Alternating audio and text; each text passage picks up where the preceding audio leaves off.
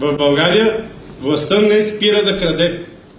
Напротив, от мандат на мандат краде все повече и краде все по-нагло. И отношението към кражбите на властта не може да не бъде основно мерило за политическо позициониране.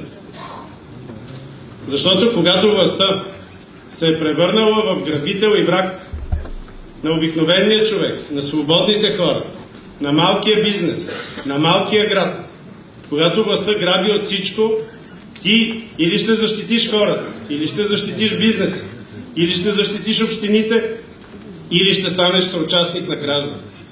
Ако си вътре в политиката, няма трето положение. Българските комунисти, които днес ГЕРБ почти на сила докарва на власт, започнаха да крадат преди 70 години, когато откраднаха земята на хората, гютяните, добитъка, къщите. И от тогава не са спрели да крадат, а крадат все повече и повече. Все по-ускорено и все по-наедро. Днес двете комунистически партии, ГЕРБ и БСП, пред лицето на най-голямата криза на Европейския съюз, казват, важното е да не намалеят еврофондовете. Това има представата за Европа. Това има представата за европейски ценности, това има представата за европейско бъдеще. Да има там някакви пари, от които да се краде. До там им стига фантазията.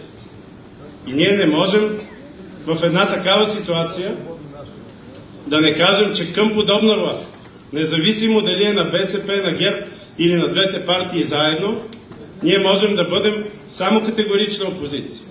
Само категорична дясна алтернатива.